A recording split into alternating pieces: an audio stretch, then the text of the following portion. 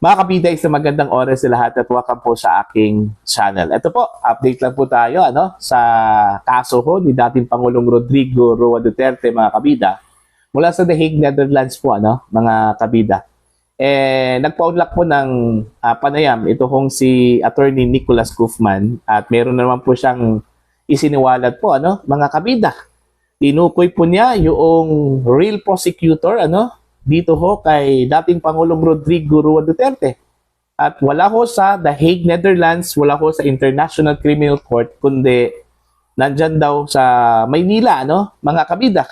Yung totoong prosecutor po, dito ho kay dating Pangulong Rodrigo Roa Duterte. Ito, pakinggan muna natin, ito hong panayam po, kay Attorney Nicholas Guzman.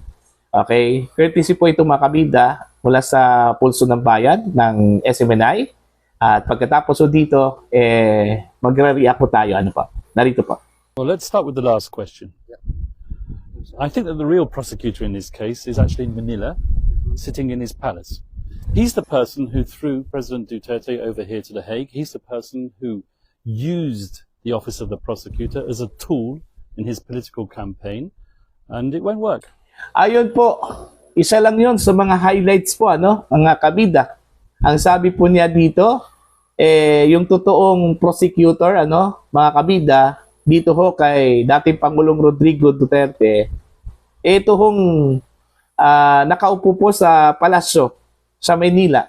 Ito, to be exact, babasahin ko lang po yung kanyang exact words, mga kabida. Alright? Ang sabi po niya dito, the real prosecutor in this case is actually in Manila, sitting in his palace. He is the person who threw President Duterte over here to The Hague. He is the person who used the office of the prosecutor in his political campaign. Antindi, yung kanya pong sinabi, mga kabida. Although wala hong pangalan na sinabi ho si Attorney Guzman, pero malinaw po, dun sa kanyang sinabi, na ang kanya hong tinukoy po dito, mga kabida. Wala pong iba. Ang presidente po ng Pilipinas, ito hong si Pangulong Ferdinand Bongbong Marcos. Sino may palasyo sa Maynila? Wala naman pong ibang palasyo po dyan. Ang Malacanang po, mga kabida, Okay? Sino yung naghatid po, nagpadala po kay Digong sa International Criminal Court sa The Hague, Netherlands? Alangan naman pong si Bersamin. Hindi naman po si Bersamin, Although sinabi po, mga kabida ni Justice Secretary Boying Rimulya, na siya yung nag-approve doon ho sa pagpapadala, kay Digong sa The Hague, Netherlands, mga kabida. Pero hindi naman po pwedeng gawin po ni Boying Rimulya yung kung wala hong utos mula sa nakakataas po sa kanya. At sino yung nakakataas po sa kanya? Alter ego lang po yan, si Pangulong Ferdinand Bongbong Marcos. At ito din yung paniniwala ho, mga kabida, ng pamilya Duterte. Okay? Na meron pong kinalaman ito kung si Pangulong Marcos doon po sa nangyari ho kay dating Pangulong Rodrigo Roa Duterte. Kaya siguro nasabi po ito ni Attorney Guzman out of frustration and disappointment, mga kabida. Kasi mantakin nyo, malinaw po, mga kabida, na hindi na ho sakop ng ICC ang Pilipinas since 2019 pa po. Kasi ito hong jurisdiction issue, ito yung pinanghahawakan po ngayon, mga kabida, ng defense team, At ito po yung kanila pong main argument ho dito para ho ibasura ito hong kaso, crimes against humanity po, mga kabida, laban ho dito kay dating Pangulong Rodrigo Roa Duterte. Ang linaw po, pero hindi ho sinunod, nirespeto, mga kabida. Sa halip po, nakipagtulungan daw ito hong Marcos administration sa International Criminal Court. Kahit na po, paulit-ulit pong sinabi po, ng Malacanang, na wala ho silang kinalaman doon at hindi ho sila nakipag-cooperate po sa ICC. Mini-maintain pa rin nila yung kanila pong stance na wala hong jurisdiction ang International Criminal Court sa Pilipinas. Yung kanilang pong ugnayan lang po ay between the Philippine government and the Interpol. At wala hong kinalaman po itong ICC. Eh kung tutuusin po, saan galing yung warrant of arrest na dala po ng International Police Organization? Eh galing po ng ICC eh. Diba? Oh, pwede sana yung tanggihan ng Pilipinas. Kaso lang po, eh dahil ho sa politika, dahil ho sa nais po nilang mawala ho dito sa Pilipinas, ito hong si dating Pangulong Duterte, yun yung ginawa po nila. Okay? Inaresto, sa bisa lang po ng diffusion order, hindi ho red notice mula sa Interpol, ano? Si dating Pangulong Rodrigo Roa Duterte po makabida at hindi pa po nakontento, dinala pa po sa International Criminal Court. Ano? Diba? Yung akusasyon po na politika, yung dahilan, yung rason kung bakit po hinuli, inaresto, ito hong si dating Pangulong Duterte, eh ang nagsabi po niyan, ito hong si Jaime Marcos. Yun yung laman po sa kanyang initial findings ng kanyang komite na nag-imbestiga ho dito sa questionably hong paghuli, pag-aresto ho at pagdala kay dating Pangulong Duterte sa ICC, mga kabidan. Okay? Kaya siguro ito hong sinabi ni Attorney Kaufman, out of frustration po ito, out of disappointment. Kasi, nung nalaman siguro niya, ito hong napakalaking panalo po makabida ni Mayor-elect Rodrigo Duterte sa Davao City. At sa tingin po niya, ito po isang indikasyon at manifestation po, na yung mga aligasyon po na extrajudicial killings doon po sa Davao City, kasi yung investigasyon po ng ICC po makabida, kaya po nagkaroon po ng kaso na crimes against humanity, yun nangyari ho daw sa Davao since 2011 po, mga kabida. Yung patayan na nangyari, okay, extrajudicial killings, sa binigay ho na napakalaging mandato, ng mga Davaoenos po makabida kay Digong, indikasyon po yun na hindi ho sila naniniwala na meron pong extrajudicial killing po, mga kabida. Alright?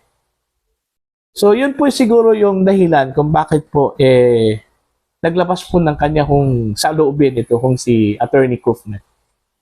Alright? Kasi parang baliwala lang po ng gobyerno po ng Pilipinas. Yung paghatid po ng yung pagsuko po makabida ng isang Pilipino sa ibang bansa. Kung tutuusin po makabida, meron po tayong working justice system sa Pilipinas. Okay? Actually, marami pa pong mga sinabi po si Attorney Kaufman at isa lang po yun sa mga highlights po makabida. Meron pa pong sinabi po siya dito, ito po'y patungkol ho sa sanction po ng United States of America, sa International Criminal Court, particularly po makabida dito ho sa kanila pong chief prosecutor. Okay, ang sabi po ni Attorney Kaufman ho dito, the US sanctions, according to Attorney Kaufman, don't have anything to do with the Philippine situation. President Trump is annoyed with the ICC because of the Palestine situation. The US sanctions are affecting Chief Prosecutor Khan. Ayan. Yun yung problema po, kasi yun din yung isa sa mga rason din kung bakit po siya ay nag-step down. Aside ho doon sa kanya hong misconduct, sexual misconduct investigation na ginawa ho makabida, laban ho sa kanya. Okay? Now, wala daw itong kinalaman sa Philippine situation po makabida, sabi ho ni Attorney Kaufman. Ito pa po, okay? On the issue of two judges, kasi kung maalala po ninyo mga kabida, nag-request po sila na ipa-inhibit ito kung dalawang judges po ng pre-trial chamber ng International Criminal Court. Ito po yung sinabi po, mga kabida. On the issue of two judges, the defense invited two judges to excuse themselves as a matter of courtesy and respect. It's not our position to criticize judges. Judges are independent and have a degree of integrity. The two judges have been party to the issue of jurisdiction, and that is what we request is all about. Ayan. Kasi nagbigay na po sila ng comment itong mga judges, mga kabida, no, noon na under pa rin sa jurisdiction po ng ICC itong Pilipinas despite doon ho sa pag-alis po ng Philippine government since 2019 as member of the International Criminal Court.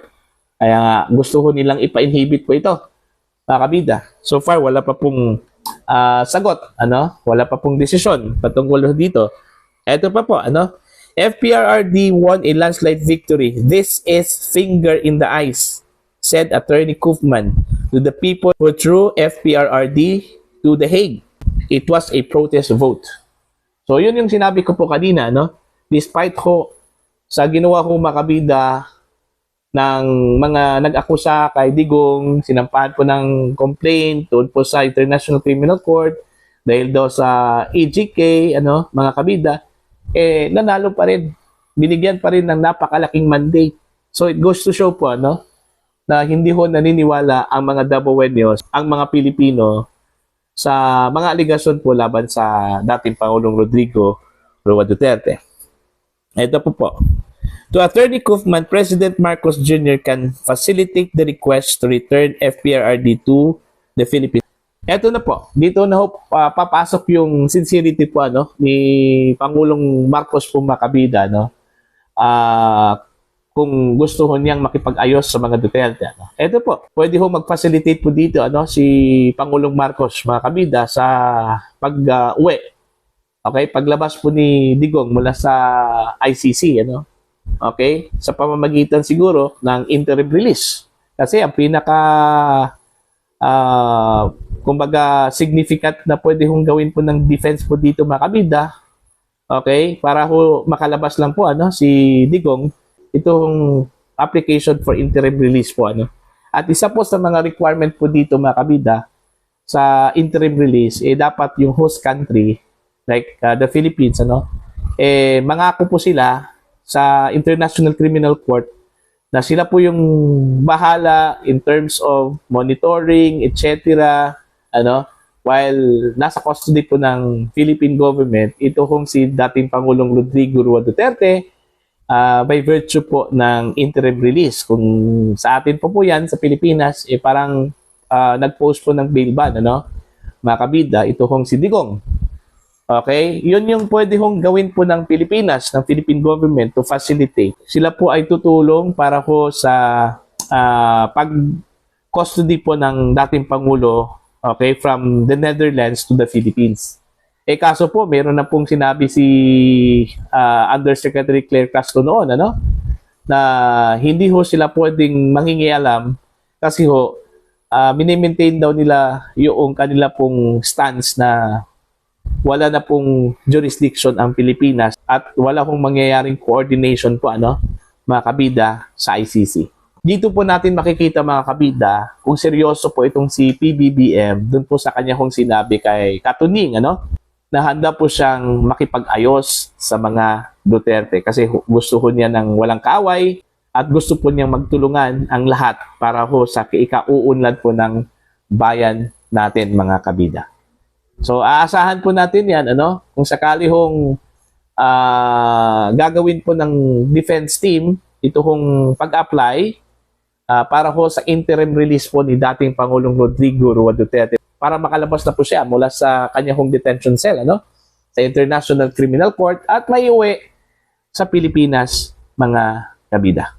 Okay, para po sa inyo mga kabida, ano po ang inyong masasabi ho dito sa sinabi po ni Attorney Koopman ng totoong prosecutor dito ho kay dating Pangulong Rodrigo Duterte, ito hong nasa Maynila daw nakabase at nasa palasyo daw mga kabida.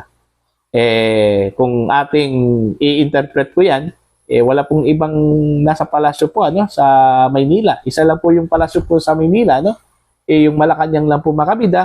And most probably, yung kanya hong tinukoy po dito is si Pangulong Ferdinand Bongbong Marcos. Okay? Now, please comment down. At sa mga hindi pa po subscribers sa akin channel, please subscribe. Just click the subscribe button, click the notification bell, click all para updated po kayo sa aking mga uploads. Maraming salamat po sa inyo lahat mga kabida.